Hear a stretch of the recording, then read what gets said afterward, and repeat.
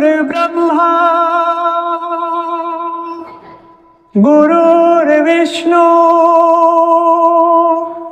गुरुर्देवो महेश्वर गुरुर्साक्षात् परम ब्रह्म तस्मै श्री गुरुवे नमः।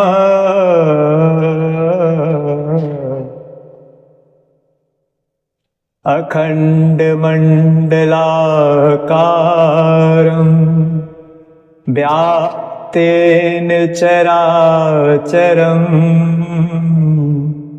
तत्पदं दर्शितं येन तस्मै श्री गुरुवे नमः। ब्रह्मानन्दं परम सुखदं केवलं ज्ञानमूर्तिं द्वन्द्वातीतं गगनसदृशं तत्त्वमस्यादि लक्ष्यम् एकं नित्यं विमलमचलं सर्वधी साक्षीभूतं भावातीतं त्रिगुणरहितं सद्गुरुतं नमामि।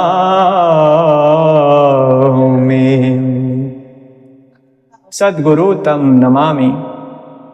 बंधुओं, ये पूरी जो भारत भूमि है ये ऋषि मुनि संत महात्माओं की ही भूमि है।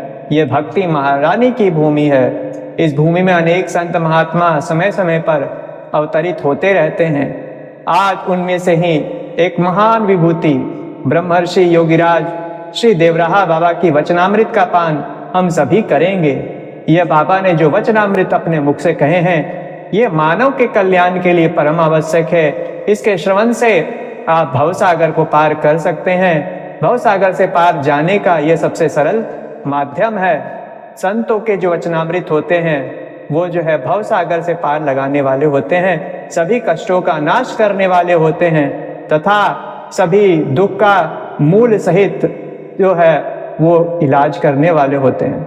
इसीलिए कहा जाता है ध्यान मूलम गुरु मूर्ति, पूजा मूलम गुरु पदम, मंत्र मूलम गुरु वाक्यम और मोक्ष मूलम गुरु कृपा। हाँ, मंत्र मूलम गुरु वाक्यम है, गुरु का वाक्य ही जो है वो मंत्र है। इसलिए इसे एक मंत्र समझ करके हम लोग जो है अपने जीवन में धारण करते हैं, तब हमारा कल्याण होता है, हमें भगवत प्राप्ति होती है। अर्थ धर्म काम मोक्ष पुरुषार्थ चतुर्विध पुरुषार्थ जिसे कहते हैं उनमें मोक्ष या भगवान की जो प्राप्ति होती है, भगवत प्राप्ति होती है, भगवत सानिध्य जो होता है वो संत की कृपा से ही होती है। इसलिए आज हम ध्यान पूर्वक कृपया आप सभी जो है बाबा के जो वचनामृत है उनका पान करें, उनका श्रवण करें और वीडियो कृपया अंत तक देखें और अपने बंधु बांधवों के साथ जरूर शेयर करें। बंधुओं, मेरी दृष्टि में परम पूज्य देवराहा बाबा भारत के ही नहीं वरन विश्व के महान संत हैं। उनकी महिमा अपार है। उनके विषय में किसी के लिए कुछ भी वर्णन करना संभव नहीं है। यदि उनके विषय में सभी लोग कुछ न कुछ लिखना शुरू कर दें तो भी बराबर ऐसा लगेगा कि उनके बारे में कुछ और लिखना शेष रह गया हो। बाबा का वचन है कि बच्चा, सतयुग में भगवान का ध्यान करने से, त्रेता में यज्ञ करने से और द्वापर में परिचर्या करने से जो लाभ होता है वही लाभ कलयुग में सीताराम सीताराम जपने से सद्य प्राप्त हो जाता है। इसमें कोई संदेह नहीं।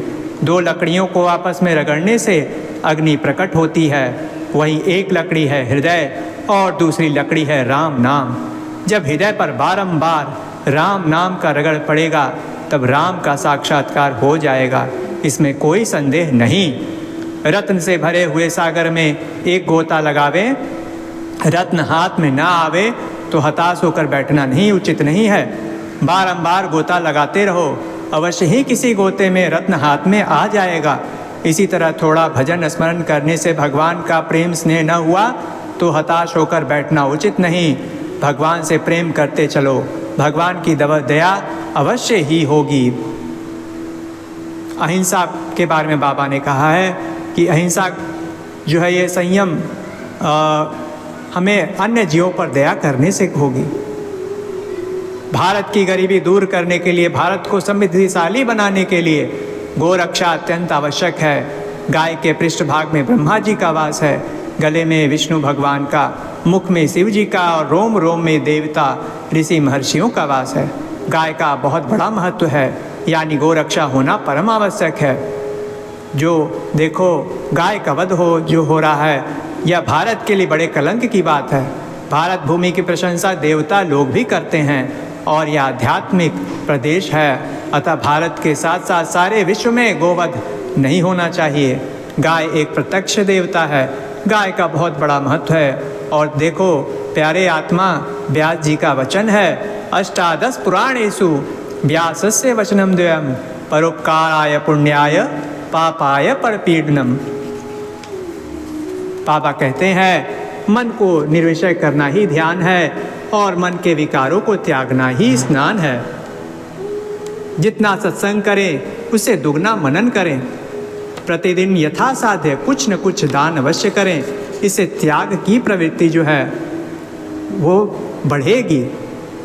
बाबा ने कहा है संसार सराय की तरह है, हमारा अपना स्थायी आवास तो प्रभु का धाम ही है। खूब जोर जोर से भगवान नाम का उच्चारण करो, ऊंचे स्वर में भजन करने से मन संकल्प विकल्प से मुक्त हो जाता है। सत्य ईश्वर का स्वरूप है और असत्य के बराबर कोई पाप नहीं। बच्चों, भक्ति चरमावस्था पर तब पहुंचती है जब भक्त के लिए भगवान व्याकुल होते हैं।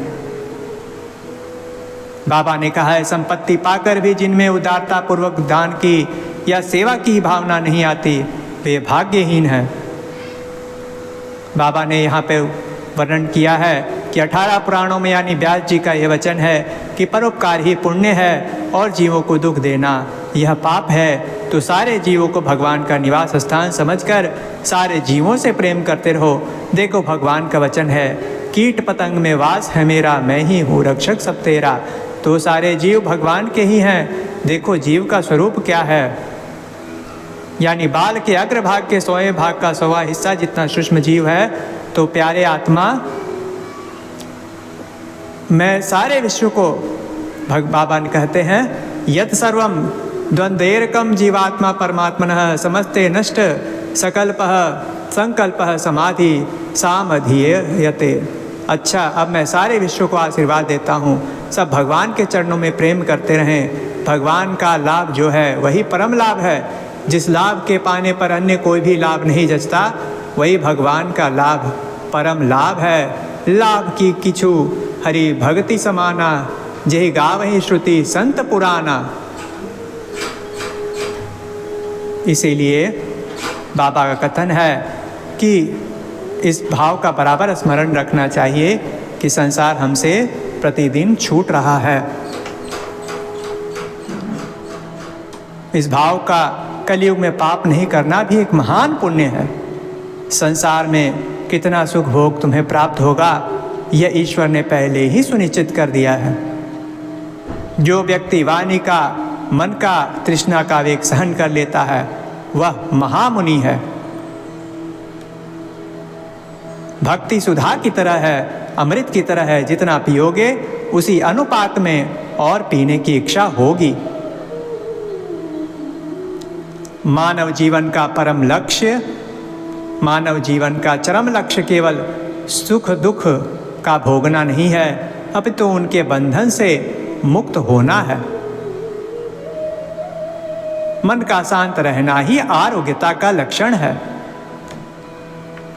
देवता, गुरु, मंत्र, तीर्थ, औषधि और महात्मा श्रद्धा से ही फल देते हैं, तर्क से नहीं।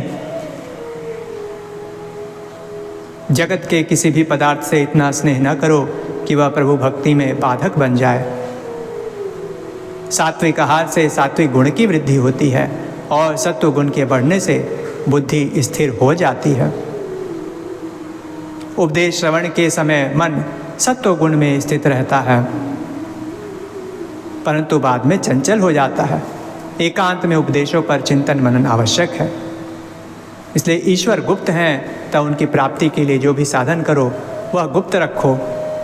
दयालु पुरुष संकट के समय ईश्वर की तथा अन्य जीवों की दया का पात्र होता है। बाबा के अनेक ऐसे ही वचन हैं जो जीवों को उद्धार करने वाले हैं, जीवों को भगवत प्राप्ति कराने वाले हैं। हम आगे के भागों में बाबा के अन्य वचनों को भी दृढ़ता से श्रवण करेंगे। इन्हीं वचनों के साथ आप सभी को मेरा हरिराम वाजपेयी का जय श्री कृष्ण, जय जय श्री राधे, जय जय श्री।